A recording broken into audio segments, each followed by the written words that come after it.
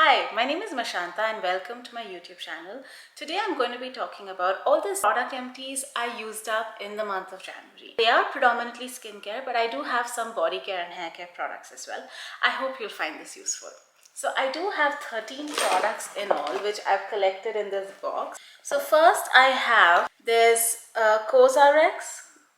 I hope this is focusing. This is the COSRX Aloe Soothing Sun Cream. This was an effective sunscreen. It has a bit of an herbal scent. It is a good sunscreen in the sense that it's effective, it doesn't leave a white cast, doesn't pill, is quite hydrating as well and goes well with other products. So as far as sunscreens go, this is a pretty good product, but would I buy this again? Not necessarily, because I still prefer other sunscreens like the Beauty of Joseon sunscreen or the Isntree Sunstick or even the Dr. Sheth sunscreen. It actually ticks all the boxes, but is this the best sunscreen I've ever tried? No, it isn't. Then next, this is the Etude House Sun Jung Hydro Barrier Cream. I think I got this free with one of the purchases. I wasn't looking to buy this product. This is a good hydrating cream, didn't break me out. A moisturizer is honestly a very fairly basic product, so it's not that difficult to formulate. I do have quite dry skin and I use this up in winter, so as far as hydration and moisturization goes, I don't think this is very effective. But if you have oily or combination skin, I think this would work for you. I have this Korean brand. This is called Mixsoon Centella Asiatica Serum, which was released in collaboration with a very famous Korean beauty YouTuber called Una. And this was such a beautiful serum. I think I just have a few dregs left, so let me show it to you.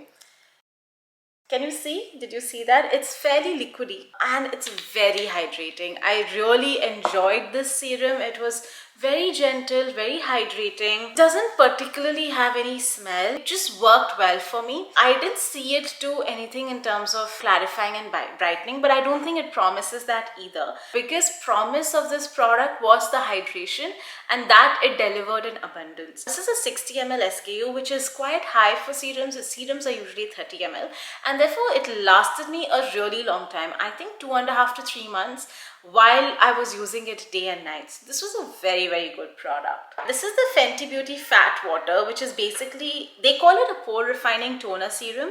From a consistency standpoint, I think this is more a toner than a serum. It's just a very thick toner, like a very viscous liquid. It had the very distinctive fruit inspired, I think the scent is Barbados cherry. So that scent could be hit and miss. I didn't particularly enjoy the scent, but I didn't particularly hate the scent either. But I know it can be a bit of a polarizing scent. I didn't see any of the pore refining properties. In fact, I felt it's surprising because when I put it on my hand, it seems hydrating enough. But when I put it on my face, maybe because the skin on my face has become so dry, it really wasn't hydrating at all. I would usually go with 2 to 3 skins, which is like 2 to 3 splashes of this toner serum, but it didn't really hydrate myself, and I would always have to go in with another toner or use more hydrating serums to compensate for this one. So I wouldn't really recommend this. Fenty Beauty is a fabulous brand, but I do think their makeup is much better than their skincare. On to some perfumes.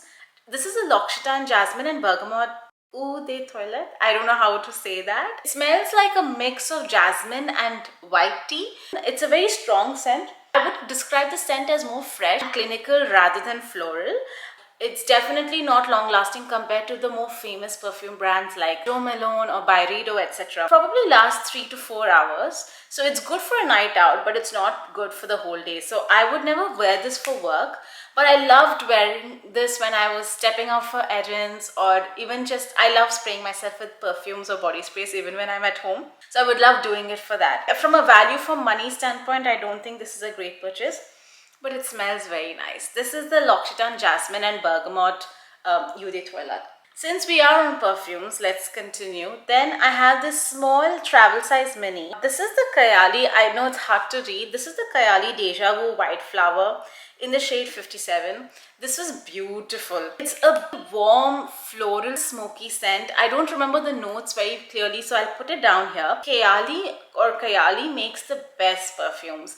I think they're very different. Mona Katan, who founded this brand, just knows fragrances really well. Very, very distinctive scents, different from what's available in the market, and they're very potent and long-lasting as well. I've tried a bunch of Kayali perfumes, and based on what I've tried, I've actually invested in 2 full-size perfumes. Deja Vu was one of them. Kayali as a fragrance brand, as a perfume brand, I highly, highly recommend. Innisfree Beta Trouble Facial Foam, which is basically a face wash. This is a 50-gram pack. This was very good. Works very well for problematic skin, for acne-prone skin. I didn't find this drying at all. When I was using this, I was dealing with dry skin. So I think this is a very good product. I was pleasantly surprised by how well this performed. I have the Wishful. This is such a cute travel size serum. This is Wishful. It's the skincare line from Huda Beauty, and this is the Thirst Trap Juice. This is such a small serum that I hardly used it, only once or twice. But this was such a beautiful hydrating serum that I do want to try larger packs of this to form a better, stronger opinion about this. The only reason I would not completely recommend buying this is, what I understand is all of the production for Wishful is based in Korea. These manufacturers are constant across other brands as well. So I don't think there was anything path-breaking or groundbreaking when it comes to this product. Yes, it performed really well, was super hydrating based on the 1 or 2 uses that I had. But chances are you will find a similar hydrating serum from any other Korean brand that you try. So I don't think there is anything new or special that this brand is getting to the table when it comes to this product.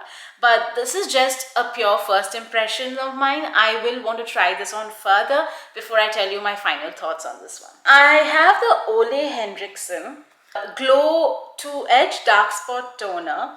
This is a pretty high potent product. It has a lot of AHAs in it, and it is supposed to be an exfoliating toner that you use at night. This is actually the second pack that I have of this. The first time that I bought it, it worked really well. I don't particularly suffer from dark spots, but when I used it, I did feel it exfoliated my skin really well, clarified it, made my skin more even toned. This was around early 2022. But the second time that I bought this, I think it's been in my collection for too long, maybe a year and a half, and I think it's turned bad. Or I possibly used this when skin barrier was quite compromised, because the last 2-3 times I used it, my skin just exploded with acne. So I don't want to risk it. So I'm decluttering this product, which is really unfortunate because the first time it worked for me, subsequently it hasn't. But then my skin type has also changed in that time period. So I don't know if the problem is the product or the problem is with me. But I don't want to try this anymore and run the risk of compromising my skin. Again, my skin is already going through it today. I have this Lush shampoo. It's called the Rehab shampoo. I would say Lush is responsible for a lot of greenwashing. They say it's natural. It is handmade, of course, but it's not natural by any means. Like, the top ingredients in this are SLS, which is sodium lauryl sulfate. And honestly, I don't even know why I bought this product. This was a very, very okay product. It was a big pack. It took me a long time to use, but I felt it did nothing to my hair. It didn't worsen my hair condition. Like, I didn't suffer from hair fall or anything because of this. But honestly, especially since I'm trying to grow out my hair, I'm constantly on the lookout for some real stellar hair care products. I would not recommend Lush for hair care. This is like the second shampoo I'm trying. The first one was a wasabi inspired shampoo, and both were bad. So yeah, Lush is not it for shampoo for sure. Then I have another toner. This is another exfoliating toner. This is the Clinique Clarifying Lotion, which you're supposed to use twice a day. Now, this used to be one of my holy grail products. I have used this in the past. It has worked very well for me in the past to get rid of pesky whiteheads. Historically, it's been a very good quick fix, so I always try to have this. Unfortunately, I think this has the same problem as the Ole Henriksen toner. It's possibly been in my collection for too long, at least 2 years, because the smell is off. It has a very strong alcohol nail polish remover smell, but that smell is turning. And I used it yesterday or 2 days back to get rid of some whiteheads because it's that time of the month for me and my skin sort of has a lot of acne, and my skin exploded. It's in such a bad condition right now. I think I'm just lucky that this camera doesn't show I don't know how, I don't know why. Maybe it's the camera, maybe it's the lighting. It doesn't show how bad my skin is, but I think this product has expired or something, or maybe my skin condition has changed, because of which what used to work for me before is not working well for me now. And that's a good lesson for me. Your skin has seasons, it changes over time, and therefore whatever has always worked for you, there is no guarantee it will work for you the next time that you use it. Skincare is very contextual. And down to my last two products, let's start this.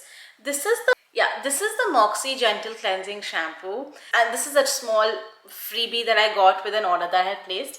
This is special to me because it's a haircare brand that's just been started by a very close friend of mine, and I love the cleansing shampoo. I'm not being biased. I've been using this shampoo for at least 4 or 5 times now, and every time I've used the shampoo with the oil, my hair feels so soft and shiny. It's wonderful. So I really think she's onto something here.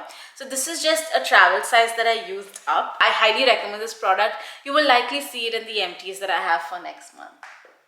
And finally, I have the Hanskin, which is a Korean brand. This is a pore cleansing oil.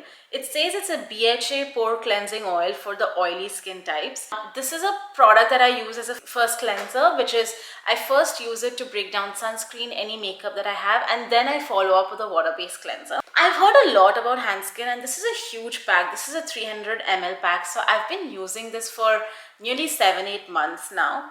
Unfortunately, I don't like this oil at all. I've used other cleansing oils before, but initially I thought this stunk. So I used to hate using this product, but I felt compelled to because I'd spent money and it was a big 300 ml pack.